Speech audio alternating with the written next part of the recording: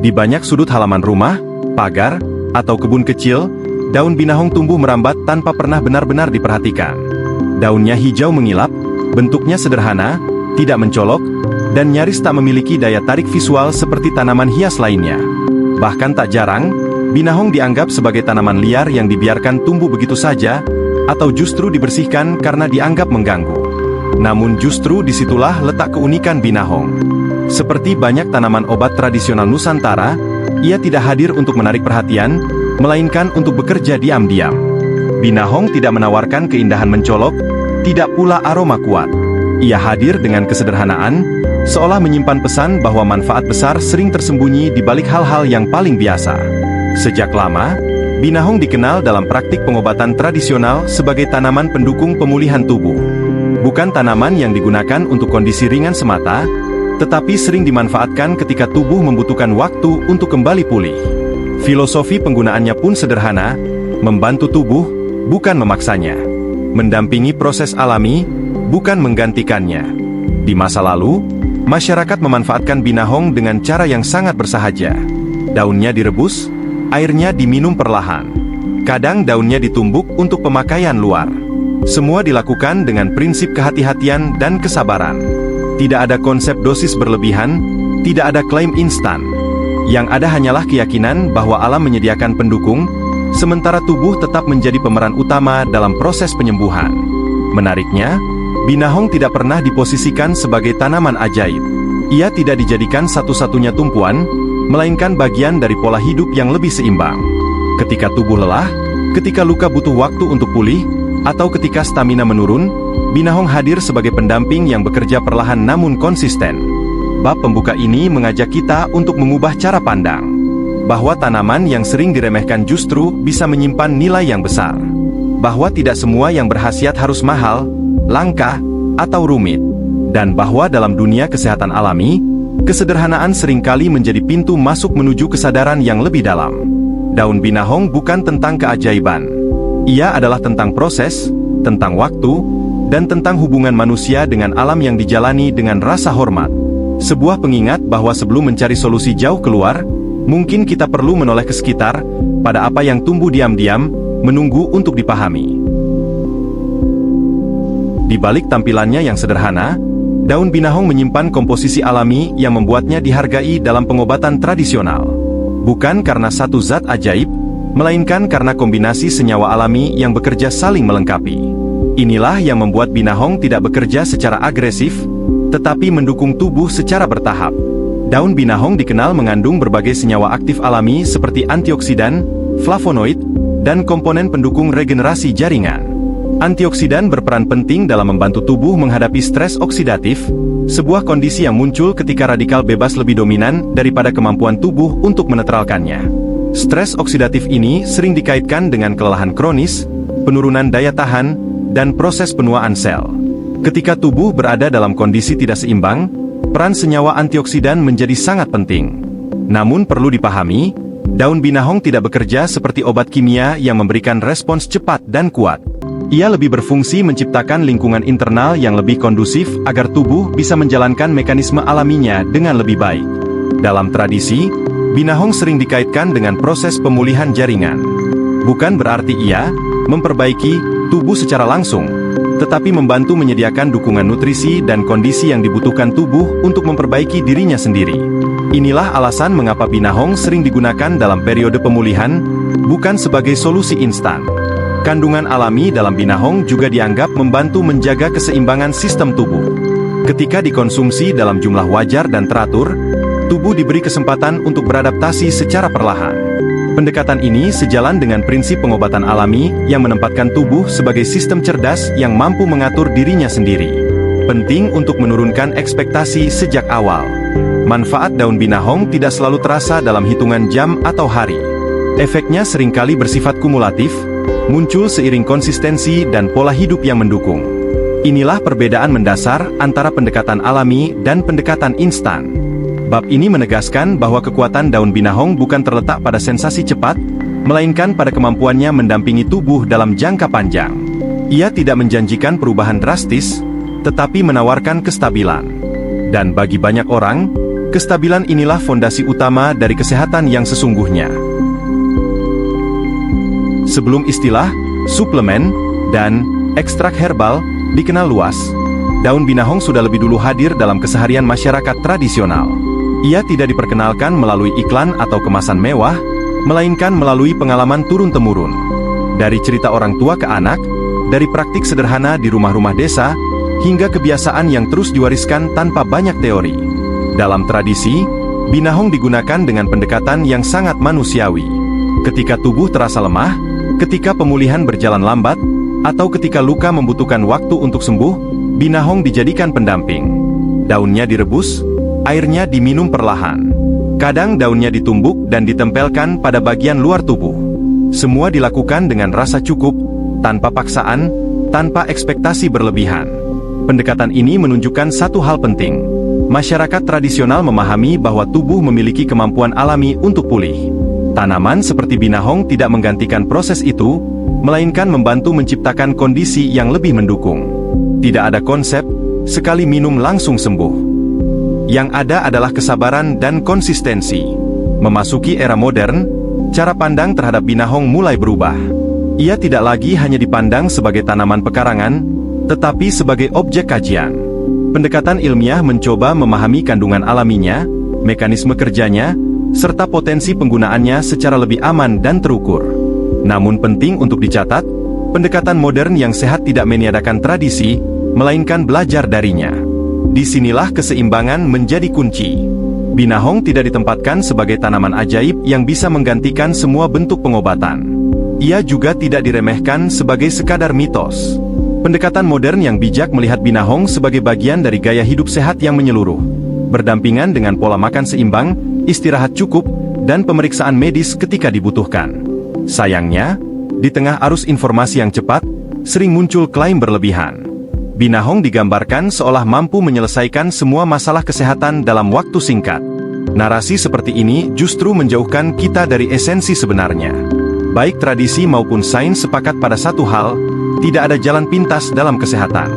Bab ini mengajak kita belajar dari dua dunia. Dari tradisi, kita belajar kesabaran dan rasa cukup. Dari pendekatan modern, kita belajar kehati-hatian dan tanggung jawab. Ketika keduanya berjalan beriringan, daun binahong dapat dipahami secara lebih utuh, bukan sebagai janji keajaiban, tetapi sebagai bagian dari perjalanan panjang merawat tubuh dengan kesadaran. Manfaat daun binahong sangat ditentukan oleh cara kita mengolahnya. Disinilah banyak orang sering keliru. Ketertarikan pada khasiatnya kadang membuat proses pengolahan diabaikan, padahal kesalahan kecil dapat mengurangi manfaat, bahkan menimbulkan ketidaknyamanan bagi tubuh. Cara paling umum dan paling sederhana mengolah daun binahong adalah dengan merebus daun segar. Beberapa lembar daun dipetik, dicuci hingga benar-benar bersih, lalu direbus dalam air secukupnya. Proses perebusan dilakukan dengan api kecil hingga sedang, bukan untuk mendidih terlalu lama, melainkan cukup sampai air berubah warna dan aroma khas binahong mulai tercium. Air rebusan inilah yang kemudian diminum dalam keadaan hangat. Prinsip penting dalam proses ini adalah kesederhanaan. Tidak perlu menambahkan bahan lain secara berlebihan. Binahong bekerja dengan caranya sendiri. Menambahkan terlalu banyak campuran justru bisa membuat tubuh bekerja lebih keras untuk beradaptasi. Dalam pengobatan tradisional, kesederhanaan seringkali menjadi kunci keamanan. Selain direbus dalam kondisi segar, daun binahong juga bisa dikeringkan untuk penyimpanan jangka lebih panjang. Daun yang telah dicuci dijemur di tempat teduh dengan sirkulasi udara baik, bukan di bawah sinar matahari langsung yang terlalu terik. Tujuannya adalah menjaga struktur alami daun agar tidak rusak. Daun kering ini kemudian dapat direbus kembali saat dibutuhkan. Beberapa orang juga menggunakan daun binahong untuk pemakaian luar. Daun segar ditumbuk hingga halus, lalu ditempelkan pada bagian tertentu. Cara ini dilakukan secara tradisional dan biasanya bersifat sementara. Kebersihan daun dan alat menjadi faktor yang sangat penting untuk mencegah iritasi atau infeksi. Hal yang perlu digarisbawahi adalah jumlah. Daun binahong tidak digunakan dalam porsi besar. Beberapa lembar sudah cukup untuk sekali pemakaian. Pendekatan ini sejalan dengan filosofi herbal. Sedikit namun konsisten, bukan banyak namun terburu-buru. Bab ini mengingatkan kita bahwa pengolahan bukan sekadar langkah teknis, tetapi bentuk penghormatan terhadap alam dan tubuh. Daun binahong bukan bahan instan. Ia membutuhkan perlakuan yang tepat agar manfaat alaminya tetap terjaga. Dengan pengolahan yang benar, daun binahong dapat menjadi pendamping yang aman dan bermanfaat. Namun tanpa pemahaman, bahkan tanaman paling sederhana pun bisa kehilangan nilainya. Disinilah pentingnya kesadaran bahwa cara kita mengolah menentukan bagaimana tubuh merespons. Salah satu kesalahpahaman paling umum dalam penggunaan tanaman herbal adalah anggapan bahwa segala sesuatu yang berasal dari alam selalu aman digunakan tanpa batas. Daun binahong, meskipun dikenal sebagai tanaman pendukung kesehatan, tetap memerlukan kehati-hatian dalam penggunaannya. Alami tidak berarti bebas risiko, terutama jika digunakan tanpa pemahaman yang cukup. Konsumsi daun binahong dalam jumlah berlebihan dapat memicu ketidaknyamanan pada sistem pencernaan. Beberapa orang melaporkan perut terasa tidak nyaman, kembung, atau perubahan pada pola buang air. Hal ini biasanya bukan karena binahong berbahaya, melainkan karena tubuh belum siap menerima jumlah yang terlalu besar dalam waktu singkat. Tubuh setiap orang merespons tanaman herbal dengan cara yang berbeda. Faktor usia, kondisi kesehatan, pola makan, dan gaya hidup sangat memengaruhi respons tersebut. Karena itu, penggunaan daun binahong sebaiknya dimulai dari jumlah kecil terlebih dahulu, lalu diamati bagaimana tubuh bereaksi. Pendekatan ini jauh lebih aman dibandingkan langsung mengonsumsi dalam jumlah besar dengan harapan hasil cepat. Kelompok tertentu perlu lebih berhati-hati. Ibu hamil dan menyusui, misalnya, sebaiknya tidak mengonsumsi daun binahong secara rutin tanpa pertimbangan matang. Demikian pula individu dengan kondisi kesehatan tertentu, atau yang sedang menjalani pengobatan medis. Menggabungkan herbal dengan obat tertentu tanpa pengawasan dapat menimbulkan interaksi yang tidak diinginkan. Kesalahan lain yang sering terjadi adalah menjadikan daun binahong sebagai satu-satunya solusi. Ada kecenderungan untuk menghentikan pengobatan medis dan menggantinya sepenuhnya dengan herbal. Ini adalah langkah yang berisiko. Daun binahong seharusnya diposisikan sebagai pendukung gaya hidup sehat, bukan pengganti pemeriksaan medis atau terapi yang dibutuhkan. Ada pula anggapan bahwa semakin sering dikonsumsi, semakin cepat manfaatnya terasa. Padahal, tubuh membutuhkan waktu untuk beradaptasi. Konsumsi tanpa jeda justru dapat membuat tubuh kelelahan dalam menyesuaikan diri. Dalam pengobatan tradisional, jeda dan keseimbangan adalah bagian dari proses. Bab ini mengingatkan kita bahwa kunci manfaat daun binahong bukan terletak pada seberapa banyak atau seberapa sering dikonsumsi, melainkan pada ketepatan. Tepat tujuan, tepat cara, dan tepat dosis. Ketika digunakan dengan kebijaksanaan, daun binahong dapat menjadi sahabat dalam menjaga kesehatan. Namun ketika digunakan secara serampangan, manfaatnya justru bisa berkurang. Kesadaran inilah yang membedakan antara penggunaan herbal yang bertanggung jawab dan sekadar mengikuti tren. Dan disinilah peran pengetahuan menjadi sangat penting. Daun binahong memberi kita satu pelajaran penting, bahwa kesehatan tidak pernah lahir dari sesuatu yang tergesa-gesa. Ia tidak datang dari klaim besar, tidak pula dari janji perubahan cepat. Seperti cara binahong tumbuh, merambat perlahan, tidak mencolok, namun konsisten, begitulah seharusnya kita memandang proses menjaga tubuh. Di dunia yang serba cepat, kita sering ingin hasil instan. Ketika tubuh terasa lelah atau tidak seimbang, kita ingin solusi yang bekerja seketika. Namun alam bekerja dengan cara yang berbeda. Binahong tidak memaksa tubuh untuk berubah. Ia hadir sebagai pendamping, memberi ruang agar tubuh bisa kembali mengenali ritmenya sendiri. Sepanjang pembahasan ini, kita belajar bahwa binahong bukan tanaman ajaib. Ia tidak berdiri sendiri, tidak pula menggantikan peran pola hidup sehat.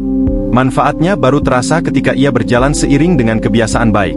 Makan dengan sadar, istirahat yang cukup, mengelola stres, dan menghargai sinyal tubuh. Tanpa itu semua, binahong hanyalah daun hijau yang direbus, tanpa makna yang utuh.